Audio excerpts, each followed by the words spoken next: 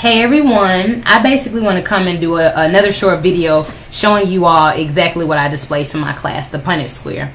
Before I get into that, it needs to be first understood that the oldest individual to ever be found on the face of the earth was a woman given the name of Lucy, who was African. She was found in South Africa. This literally ended all arguments that anyone on the face of the earth did not come from African people. That means that African people are the father and the mother of the entire universe. Now, the Punnett square. This is what a Punnett square is. This is what we use in science to display genes and genotype. This right here is 5 groups of people, the 5 groups of people of color. You have the black, who is the African, the brown, who is considered the Middle Eastern, the red, who is considered the Native American or the Latin.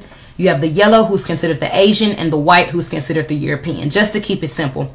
Now, these 2 big X's display the African, because we are genetically dominant. Anyone that doesn't understand that black people are genetically dominant is a person that has first been miseducated on themselves. We've been taught to think that we're inferior, but the science behind it is all black people are genetically dominant. Now, those 2 small X's are white people, recessive. White people are a recessive gene. That means that when they have children with a black man or a black woman, all of the children will have the recessive allele masked by the dominant allele. So when you look at Thandie Newton from Norbit, she has a British father and a Nigerian mother, but she still displays blackness because blackness is dominant. When you look at Barack Obama, who has a Kenyan father and a white mother, he will still be black because black is the masker of his white. It's literally dominant. The same thing goes for Tiger Woods. So literally, anytime a black has a child with the brown, the child is now black. Black has a child with the red, the child is black. Yellow, white, the exact same thing. This is where racism comes in. White people are literally 16 to 18% of the entire world population, making them the minority. The thing about whiteness is it's a recessive gene. So you literally have to have 2 white parents in order to be white. So when Dylann Roof says you're raping our women, what does he mean by that? He means that anytime a white woman has a child with a black man, those children are not white anymore, because in order to clarify as white, you have to be 100% white.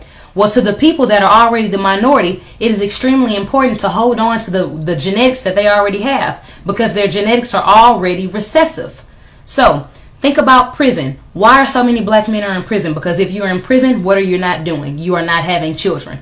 Why does it seem so many black American men are turning homosexual? So many black women are lesbians. Because if you are lesbian homosexual, you are not what? You are not procreating your race.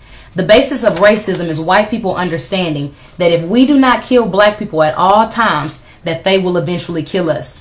So when you look at black men being pulled over by oftentimes European police officers, shot and killed for no reason, is because they subconsciously understand that if I do not kill him, that he's going to kill my children with his genetics. Racism is not simply somebody hating you because, you know, you got this fly car, or because they don't want to see you do well.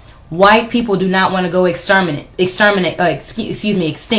So in order for them not to go to extinct, they created a system called racism, white supremacy, in order to kill black people. Black people because we show the strongest genetic variability. So when you go to Africa, you're going to see a lot of different diseases that target black people, because we have got to diminish your numbers if we have a chance of living and surviving.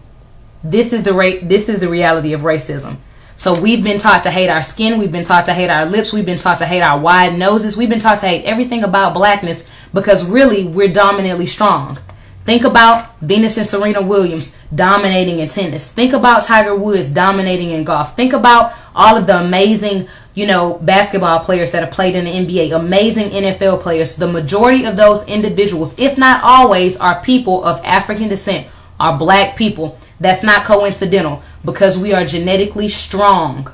We are genetically stronger than any individual on the entire face of the earth, and the European knows that. So if he wants to live for the next 200 years and have blue-eyed, blonde-haired children, then that means unfortunately he has to kill us. Understand, overstand, wake up, love being black. Bye.